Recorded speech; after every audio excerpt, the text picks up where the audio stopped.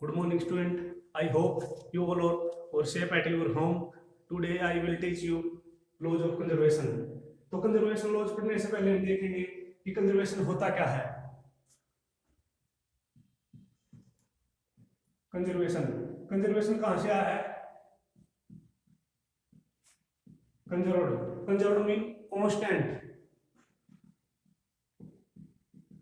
मतलब जो क्वांटिटी अपनी टाइम के साथ चेंज नहीं हो, जिसके अंदर टाइम के अनुसार कोई चेंज नहीं होता, उसको हम कांस्टेंट बोलते हैं। मतलब कंजर्व क्या होगा? कंजर्वेशन, जो चीजें टाइम के साथ चेंज नहीं हो रही उसको आप क्या बोलेंगे? कंजर्वेशन। तो उस फिजिक्स में कुछ लॉ है जो टाइम के साथ चेंज नहीं होते, कंप्लीट पूरी फिजिक्स में हम उसको कहीं भी लगा सकते हैं। तो क्या लॉज है उनको बोलते हैं कंजर्वेशन लॉज। तो चार टाइप के लॉज हैं। पहला अपना law of conservation of energy, दूसरा लॉ अपना law of conservation of linear momentum, third law अपना law of conservation of angular momentum,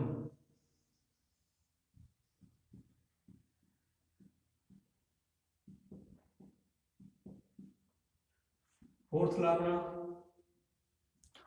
law of conservation of charge,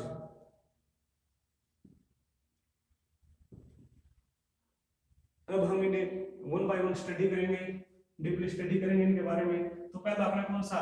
law of conservation of energy. तो सबसे पहले हमें law of conservation of energy के बारे में देखना है।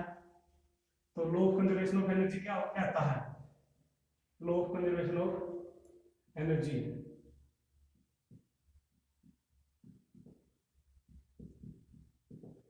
इसकी डेफिनेशन क्या है?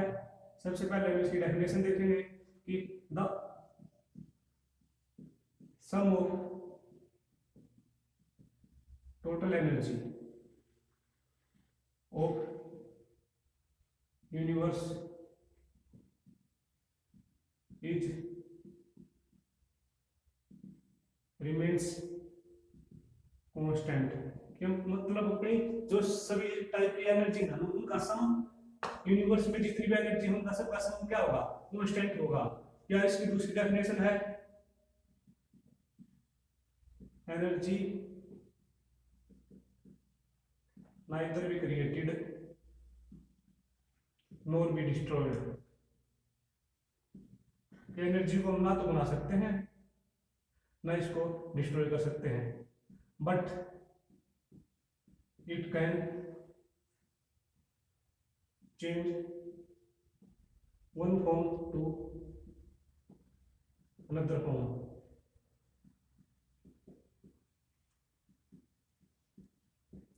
देखो, जिस प्रकार अपनी लाइट एनर्जी है उसको, जिस प्रकार अपनी लाइट है, बिजली है जैसे, उसको हम क्या करते हैं? फैन को चलाते हैं। फैन में क्या होता है? लाइट एनर्जी को किसमें चेंज करता है? मैकेनिकल एनर्जी में।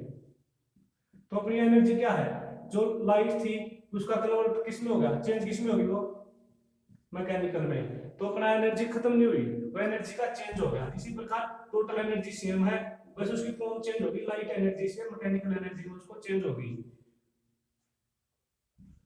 तो इसका हम एग्जांपल देखेंगे। एग्जांपल जैसे मार्कर है, इसके अंदर यहाँ पे हमने पकड़ा हुआ है इसको, यहाँ पे इसके अंदर कौन सी एनर्जी है? इसमें क्या है? रेस्ट पे है। पोजीशन की वजह से कौन सी एनर्जी होती है? Potential energy. तो यहाँ पे इसमें टोटली पोटेंशियल एनर्जी है। जब हम इसको छोड़ देते हैं, इसको छोड़ दिया नीचे ग्राउंड पे, जब ये बिल्कुल ग्राउंड को टच करने के समीप पहुंच जाएगा तो वहां पे क्या होगा? इसमें काइनेटिक एनर्जी आ जाएगी टोटली। तो इसमें मैक्सिमम वेलोसिटी होगी वहां पे। तो ये पोटेंशियल एनर्जी कहाँ गई? उसका कन्वर्ट होगी किसमें? काइनेटिक एनर्जी में। तो इसका एग्जाम्पल था फ्री फॉल के टाइम पे। या और दूसरा एग्जांपल क्या है? जैसे हम चलते हैं, पहले आप रेस्ट पे हैं, वहां पे पोजीशन है अपनी पोटेंशियल एनर्जी, लेकिन जब हम चले तो सब कुछ वेलोसिटी थी अपन, तो वेलोसिटी की वजह से कौन सी एनर्जी आ गई, काइनेटिक एनर्जी। तो अपनी पोटेंशियल एनर्जी का किसमें आ गया, काइनेटिक एनर्जी में कन्वर्ट हो गया। या जब हम रुके तो काइनेटिक एनर्जी को हमने पोटेंशियल एनर्जी में कन्वर्ट कर लिया। तो हम एक एनर्जी को दूसरी फॉर्म में कन्वर्ट कर सकते हैं। ये इस लॉज की डेफिनेशन है।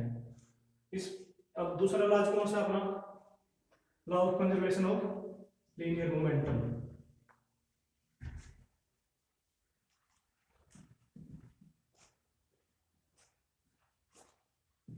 लीनियर मोमेंटम लास्ट पढ़ने से पहले हमें क्या देखना पड़ेगा कि मोमेंटम होता क्या है।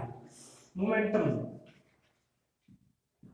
मोमेंटम क्या है, product of mass and velocity, P equal to m cross v। तो ये क्या है, मास। जब हम किसी मास को वेलोसिटी देते हैं, जैसे ये मास अपने डस्टर है, इसको हम फेंकते हैं, वेलोसिटी दी हमने, तो इसमें क्या आ गया, मोमेंटम आ गया। या कोई चीज है उसको वेलोसिटी देंगे, उसमें किसी मास को वेलोसिटी दी तो उसमें मोमेंटम ऑटोमेटिक आ जाएगा। तो ये मोमेंटम होता है। तो law of conservation of linear momentum क्या कहता है कि लीनियर मोमेंटम कंजर्व रहेगा कब तक, until the external force is not involved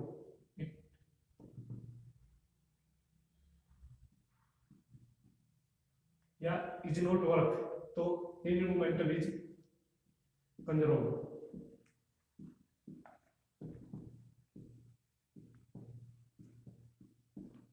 देखो जब हम वैक्यूम है, अपना वैक्यूम में किसी भी चीज को एक बार बॉल को फेंक देते हैं, किसी रूम में छत के जाके नीचे आती है, तो ग्राउंड से लग के छत पे जाती है, तो वैक्यूम है, कोई भी रेजिस्टेंस नहीं है, एयर की वजह से उसका कोई भी रेजिस्टेंस फोर्स नहीं है, तो क्या करेगा वो ऐसे चलती रहेगी। कभी भी देख ले कितने टाइम बाद उसकी शेयर में वेलोसिटी मिलेगी, ऊपर जा रही है नीचे आ रही है, लेकिन वो रुक क्यों नहीं रही, क्योंकि वहां पर कोई भी अपोजिंग फोर्स नहीं है।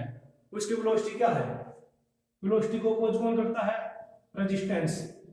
कोई भी रेजिस्टेंस नहीं है तो वेलोसिटी सेम है, वेलोसिटी सेम है तो उसका क्या है, लीनियर मोमेंटम कंजर्व है। लेकिन जब उसकी सिंपल एयर की वजह से जो फ्रिक्शन होता है उसकी वजह से रुक जाती है थोड़े टाइम के बाद, तो उसमें क्या हो जाता है, तो लीनियर मोमेंटम कंजर्व नहीं रहता, तो उसमें फोर्स आ जाता है। फोर्स रेजिस्टेंस क्या है, फोर्स है।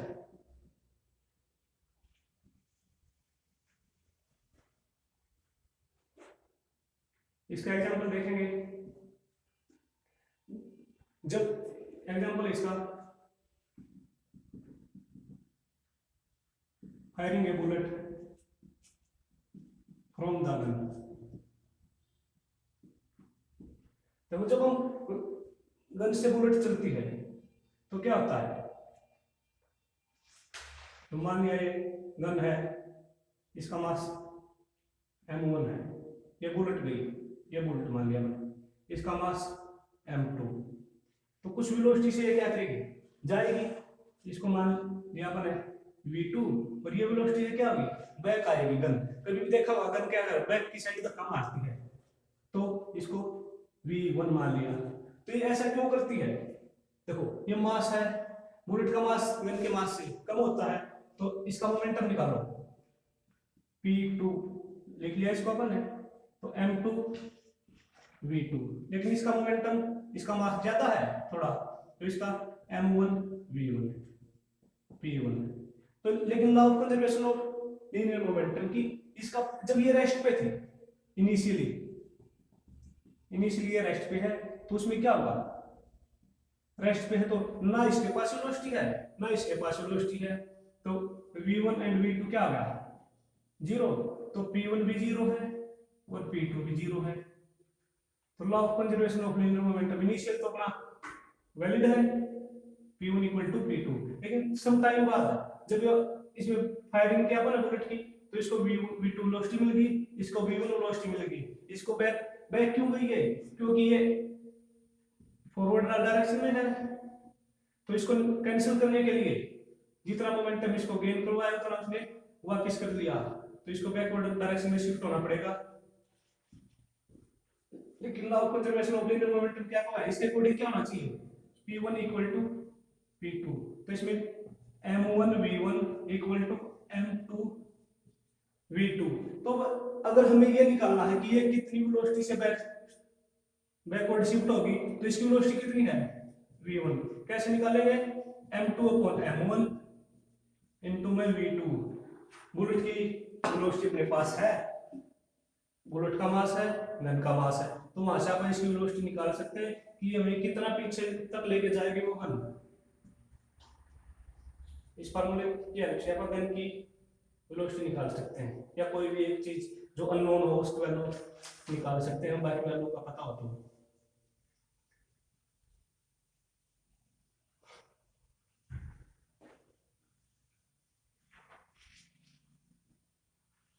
देखो ये मोमेंटम, लीनियर मोमेंटम किस डायरेक्शन में होता है, लीनियर मोमेंटम सिंपल लीनियर है तो लाइन में होगा, सिंपल लीनियरली प्लेन में किसी भी मास को वेलोसिटी देना। नेक्स्ट क्या अपना law conservation of angular momentum. इसमें क्या आ गया है, तो ये भी मोमेंटम, इसकी नोटेशन p है, l है, इसकी नोटेशन p है, तो इसमें क्या होगा एंगुलर, एंगल का जिक्र आ गया, तो मोशन किस में हो रही है, एंगल में। कोई भी ऑब्जेक्ट अपना रोटेशन कर रहा है, उसके अकॉर्डिंग कितना मोमेंटम होगा। एल क्या होता है अपना आर क्रॉस पी, ये पी क्या है लीनियर मोमेंटम है, पी का फार्मूला यहाँ पे पुट करेंगे तो आर एम वी। तो एल तो इनर की वेलोसिटी से कोरिलेट करता है, जब वेलोसिटी में चेंज आएगा तो एल में चेंज आएगा। तो इसकी डेफिनेशन लिखे पहले हम,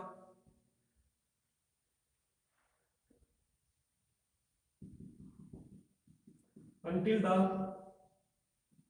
torque is not involved, the total angular momentum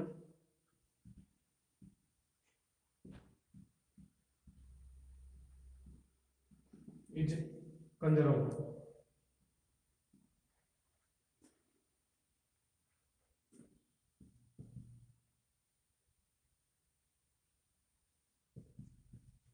देखो ये अपना इसका रिलेशन होता है एंगुलर मोमेंटम एंड, ये तो एंगुलर मोमेंटम हो गया अपना, एंगुलर मोमेंटम, ये अपना टॉर्क है, ये अपनी एंगुलर वेलोसिटी है ओमेगा। तो जब अपना टॉर्क जीरो है तो एल अपना कंजर्व रहेगा, टॉर्क की जब इन्वॉल्वमेंट नहीं है,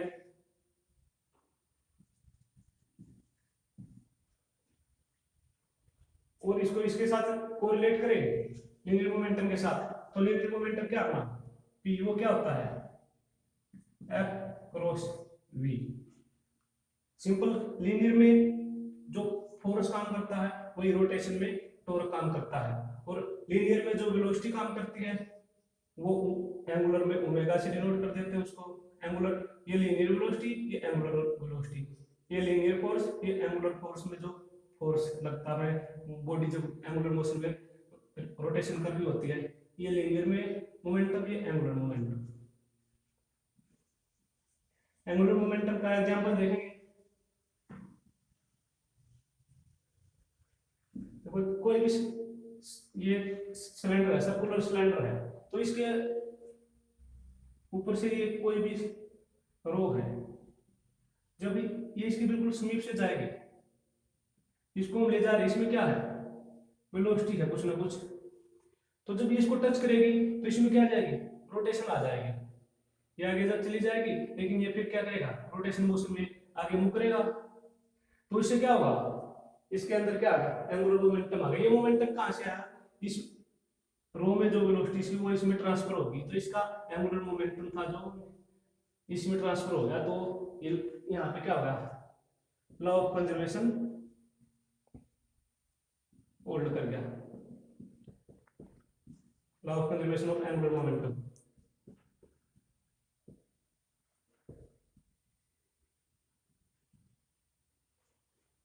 तो अपना फोर्थ लॉ कौन सा है,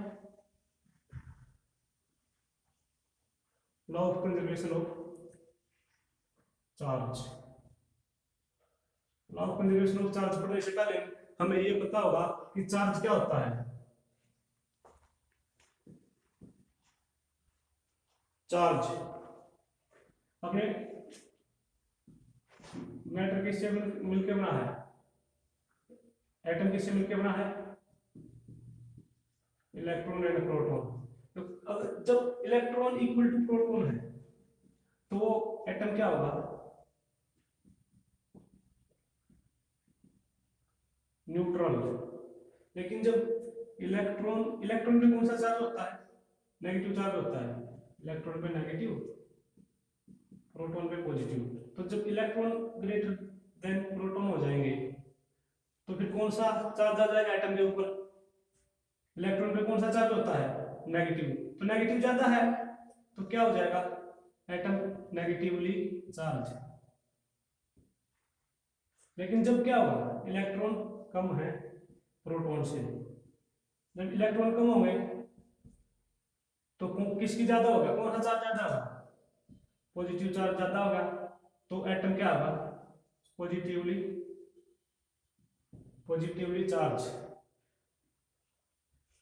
तो एटम के अंदर इलेक्ट्रॉन प्रोटॉन के इनबैलेंस से चार्ज आता है एटम के ऊपर। In atom charge is due to imbalancing of electron and proton. अगर अपने इलेक्ट्रॉन एंड प्रोटॉन इक्वल हैं, बैलेंस हैं, तो न्यूट्रल है, एटम के ऊपर कोई चार्ज नहीं है। लेकिन जब अपने इलेक्ट्रॉन ग्रेटर देन प्रोटॉन है तो नेगेटिवली चार्ज है, तो एटम के ऊपर क्या आ गया, नेगेटिव चार्ज।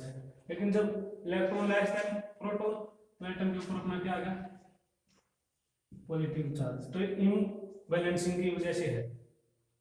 तो law of conservation of charge क्या होगा,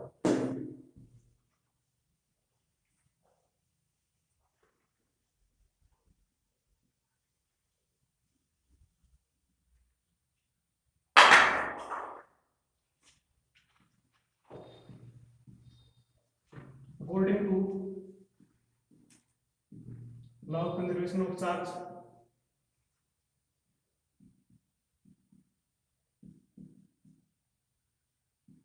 total charge is constant, total charge is conserved,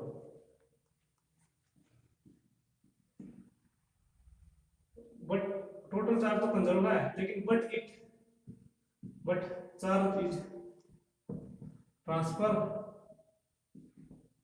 from one atom to another atom। कैसे, by transfer of electron. Electron के ट्रांसफर से चार्ज को किसी भी एटम से, अगर ये एटम है उससे अंदर अपन एटम से इलेक्ट्रॉन को निकाल दिया तो इस पे क्या आ जाएगा, पॉजिटिवली चार्ज आ जाएगा। और किसी भी एटम को अगर हमने इलेक्ट्रॉन ऐड कर दिया तो उसके अंदर क्या आ जाएगा, नेगेटिव चार्ज। तो बच्चों ये थे अपने लॉ ऑफ कंजर्वेशन लॉज। तो थैंक यू।